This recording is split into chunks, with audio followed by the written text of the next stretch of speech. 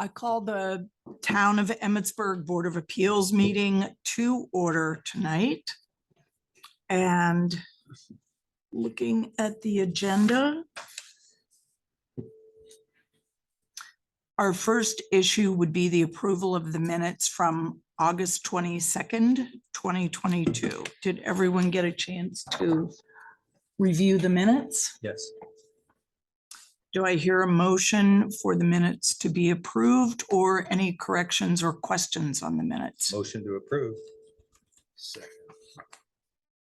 All right, motion's been made and seconded. All in favor signify by saying aye.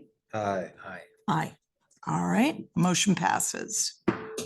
Thank you very much. We'll now swear in any witnesses. Please stand up.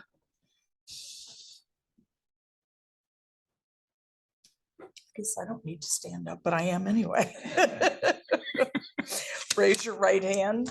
Do you solemnly swear or affirm under the penalties of perjury that the response given and statements made by you in these proceedings will be the whole truth and nothing but the truth? If so, state I do. Thank you. Seeing as we have no old business, we'll now proceed to new business. The only case on the agenda today is the application of name.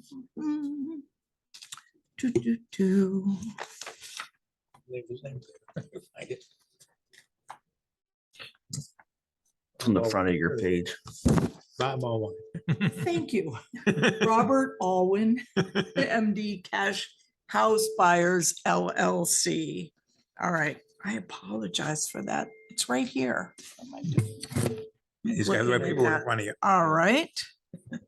And it's for property on 227 DePaul Street. Thank you. So if I could hear the introduction of the case. All right, thank you very much. The property was posted on September 2nd, 2022 with the necessary yard sign. Also, the public hearing was placed in the Frederick News Post on September 5th and September 12th, 2022. Background, the town zoning administrator issued the applicant a zoning permit on October 21st, 2021 for a 12-foot 6-inch by 8-foot 8-inch two-story addition to the single-family dwelling, and also for shed demolition. It came to the town's attention on February 7th, 2022 that the single-family dwelling, excluding the front porch, had been demolished and reconstruction was starting to occur. The town zoning administrator, which is myself, issued a stop work order the same day for 2 violations. The first was a zoning certificate required. The zoning permit has not been issued for demolishing or rebuilding the dwelling. And second, permits for building, altering, or improving a Frederick County demo building permit was required. Town code 170809, non-conforming use not to rebuild. Any non-conforming use which has been damaged to the extent of 60% of its current fair value shall not be repaired or reconstructed, except in conformity with the zoning code. The applicant is now seeking to rebuild a single-family dwelling in the same footprint as the previously demolished structure. In order to build in the exact footprint of the previous dwelling, the applicant requested 5 variances to the following following categories in Title 17, Chapter 1732, Section 1732.070, the town's codified ordinances. So the first is a side yard setback number 1. The requirement per code is 12 foot. The requested variance is to allow a 1-foot side yard setback facing 275 DePaul Street. Number 2, side yard setback number 2, requirement per the code is 12 foot.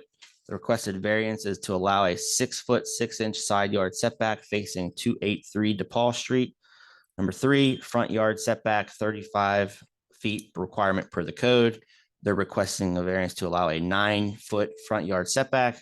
Number 4, minimum lot area per dwelling unit. The requirement per code is 12,000 square foot, and the requested variance is to allow a 5,400 single family dwelling lot area. And the final variance request is the minimum lot width per principal structure. Requirement per code is 85 feet. The requested variance is to allow a 30-foot wide lot width. Please note that the application has been amended after its submittal on August 24th, 2022. See email attachment dated August 25th, 2022, attached on the application page. The original application requested a side yard setback variance in order to construct a single-family dwelling unit on the same footprint as the previous unit. 5 separate variances, as noted above, are required. So as always, for variance requests, Town Code variance requirements 1712.050B of the code states no such variance in the provisions or requirements of this title shall be authorized by the board unless the board finds beyond reasonable doubt that all of the following facts and conditions exist. So the first criteria, that there are exceptional or extraordinary circumstances or conditions applying to the property in question or to the intended use of the property that do not apply generally to other properties or classes of uses in the same zoning district. Staff comments, staff agrees with the applicant that exceptional and extraordinary conditions apply to this property that do not generally apply to other properties in the R1 zoning district. The lot's width is only 30 foot wide, which is very narrow compared to other lots throughout the town in the R1 zoning district. Very few lots in the R1 district have lots less than 60 feet. Criteria number 2, that such variance is necessary for the preservation and enjoyment of substantial property rights possessed by other properties in the same zoning district and in the same vicinity. Staff comments. Staff agrees with the applicant's answer to this question set forth in the application package. Without approval of the variances, this lot could only be used for small accessory structure at most. Town Code 1732.010B states the R1 district is intended to encourage and promote the development of single-family residential neighborhoods free from land usage, which might adversely affect such development. And the final criteria number 3, that the authorizing of such variance will not be of substantial detriment to adjacent property and will not materially impair the purpose of this title or public interest. Staff comments. Town staff does not support the variance request that will allow a 1 foot side yard setback facing 275 DePaul Street due to potential fire hazards. Town Code 1510.040A2 requires fire sprinklers to be installed in any 1 or 2 family dwellings, which is constructed as a replacement for a dwelling that has been raised. However, neighboring properties do not have sprinkler systems per a property record search. Staff supports a modified variance that would allow a 6 foot yard side setback, 6 foot side yard setback on both side yards. Since the property owner is proposing an 18 foot wide house, the 2 6 side yards would not negatively affect the construction of a single family dwelling. 2 6 side yard setbacks will give greater distance between the proposed dwelling and neighboring dwellings, which should lower the fire hazard risk. Consequently, the front yard setback will need to be increased to allow the placement of at least two 20 by 9 foot parking spaces as required by Town Code 1708.140. And our second comment under that, it does not appear that the approval of the requested variances as amended will materially impair the purpose of Town Code Title 17 or the public interest. So suggested motion, as always, move to approve or deny the applicant's variance request for 277 DePaul Street. Regardless of the outcome, please state your findings of fact and reasons for the grant of the variance for the record. The finding of fact shall provide specifics supporting your determination of how the applicant meets or does not meet each of the Town Code variance requirements set forth in 1712.050B. To approve, you must first determine whether the property is unique and unusual from the surrounding properties, and the uniqueness of the property causes the zoning provisions to impact the property disproportionately. If this determination is not made, your analysis ends. If you find that the property is unique, then you must address whether the uniqueness causes a practical difficulty or undue burden if the zoning provisions is applied. Each of the above factors must be met and supported by evidence. If you find that the factors are not met, the facts in supporting your determination must also be stated. And staff recommends approval of the variances as stated below. I won't read through them again, but a 6 foot side yard setback, and the only other change is a 20 foot front yard setback. And that's it. Thank you. All right, thank you, Zach. I appreciate your work on this. Are there questions that the members would like to ask the planning staff before we hear from the applicant? None here. Any, Scott? So the only question is, since the property owner is proposing an 18 wide house, the drawings do show a house that is 22 feet wide.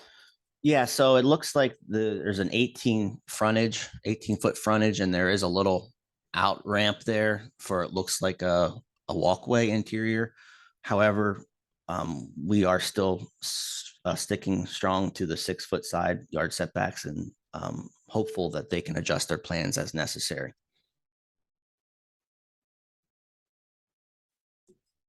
Would you like us to answer the question? I'd like you to go ahead and present your case. Yes. Please come forward, state your name and address for the record. Thank you. If you could push the little button there in the front. There we go. It'll There you go. My name is Jeffrey McAvoy. I'm an attorney in Frederick, Maryland. My office address is 8 West 3rd Street, Frederick 21701. It's a matter of record in the original application, the variance application. And this is Mr. Allwine. Robert Allwine. My address is 6871 Woodridge Road, Newmarket, Maryland. I'm the owner of Maryland Cash House Buyers for the property. The property owner. Which is Okay, the record owner.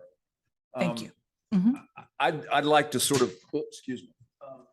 I'd like to just cut through to the chase, and that is to say that we're going to adopt Zach Goulden's entire set of findings and the staff's entire set of findings. It just will be easier that way. And frankly, there's a number of ways that Mr. Allwine can adapt the house. So the 22 foot width is no longer an issue. Mr. Allwine and I have already had that discussion. Mr. Goulden and I have already had that discussion. And so his next step is to get with his engine. That is, Mr. Allwine's next step is to get with Matanek, which is the engineer, and Ventura, which is the contractor, to figure out the logistics and the practicalities of placing. It's a half depth basement. And so the question is how to put the foundation inside the old stone that's there, so that there'll be 3 basic adjustments. One is to squeeze the house into 18 feet width at the back, and then to move the front of the house back. And let me just say how they got there. I don't want to split hairs with Mr. Goulden. The house fell down. I mean, it was an old house, and they were building it, and it was rotten at the bottom, at the structurally, and it was old building methods, and it fell down, and then they tried to brace it, and then the weather took the rest of it down. So he's ready to do whatever he needs to do to salvage this little tiny 30-foot lot. Otherwise, somebody's going to get a nice lawn shed, and that's going to be about it. So as long as the board is satisfied with that, we're going to adopt everything that was in Mr. Goulden's and the staff's report, and then come back with a set of plans to the county for a building permit and a zoning permit for the town. Nothing more than that. That sounds wonderful. A lot less complicated than the case we had last month. Can I just add one thing to that? Absolutely. So the only adjustment I would make to that statement would be that because we are losing some square footage where it's wider in the middle of the house where the kitchen was, the 23 feet or the 22 feet, we can still build the house at 18 feet wide, but I'm going to ask my architect and engineer to include that same square footage in a deeper house, which I believe we have plenty of room for because it's a narrow, deep lot. So Yeah, as long as you don't exceed 30% of impervious on the property, that's Okay. what you have to make sure you stick to that threshold 30% of the total square footage. of the total square footage of the lot. Of the lot. Okay. You should have that. That includes parking Have area. it, no problem. It's a long You're gonna tear down lot. the If I, sheds anyway, so. Yes. It is a very long, narrow lot. I don't have the drawing in the application here, I don't think. and Yeah. you know, Yeah, if you need to it's in there, do but yeah, impervious 30 by asphalt, 150 or something like that. they could use that as a offset. I don't think we'll bump into the 30-foot land. There it is. Yeah, if I remember correctly, Yeah, it is 180 feet. Yeah, So there's a lot of room and Lot he's of going to end up shifting the whole house to the rear anyway to accommodate the parking lot, the parking spots in the middle. so I'm sorry.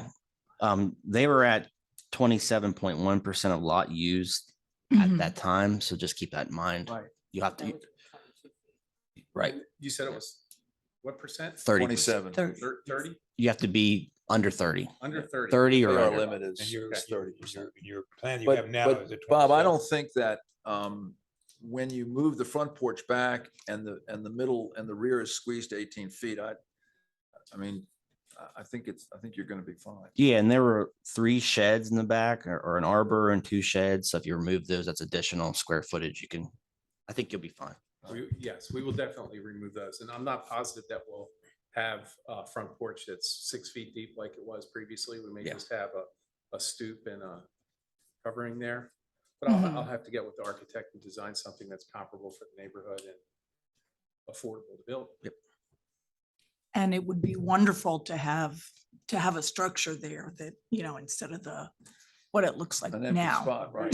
Right, agreed. Absolutely. Yeah. So I think we're all pleased with that recommendation. So you're saying that the variances as described on the back of this are I'm- fine with you as Yes, is? Yes. we're willing to adopt the staff and Mr. Goulden's findings without variation. All right. Do I hear a motion? Motion to approve. Second. All right. Second, the motion's been made and seconded. All in favor signify by saying aye. Aye. So the findings of fact that we need to make are that the property has exceptional and extraordinary conditions applying to this property that do not generally apply to other properties in the R1 zoning district, which is why we can allow these variances to be granted. And number 2, finding of fact is that the variance is necessary for the preservation of rights enjoyed by other properties in the same zoning district. I agree. All right.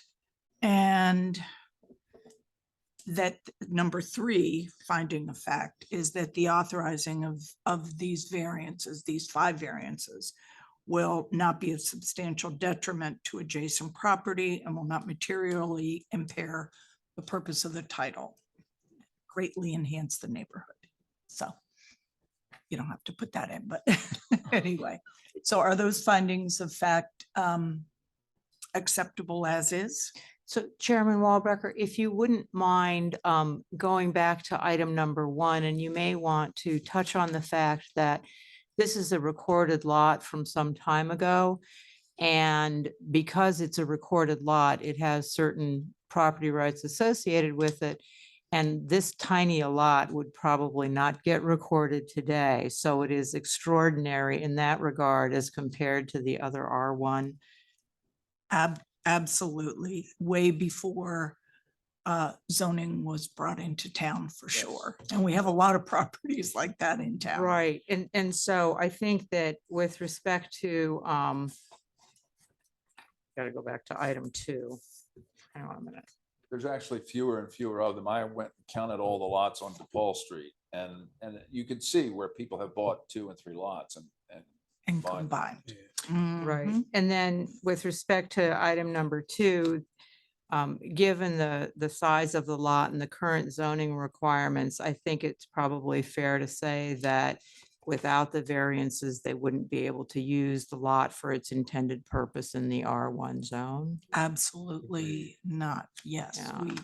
And then the third one is that given that the majority of the lots in this neighborhood are dinky, which is not a legal term, but probably apt in this case, that it's not going to cause an adverse impact by the allowance of the variance, since all these other houses have, even had they been applied for today, they would have even bigger variances being requested than the current app. Those Correct. are originally 60-foot lots. Yeah. Yeah. And they split Right. 4 where they are. Absolutely. Yeah. Certainly accept the addition of the language that will make it clearer. Yeah, I think it just provides a little bit more information to go with your 3 conclusions regarding the variance. Those were general, Yeah. yes. Thank you very much. You're welcome. Appreciate it. All right. One more thing, board members, and that is, I just wanted you to know, Mr. Goulden has been an enormous help, and last week on Thursday or Friday, I called him or emailed him with some question about the agenda or his modification to my application. And I get this call from a strange cell number late in the afternoon, and he was on vacation, but he called me back.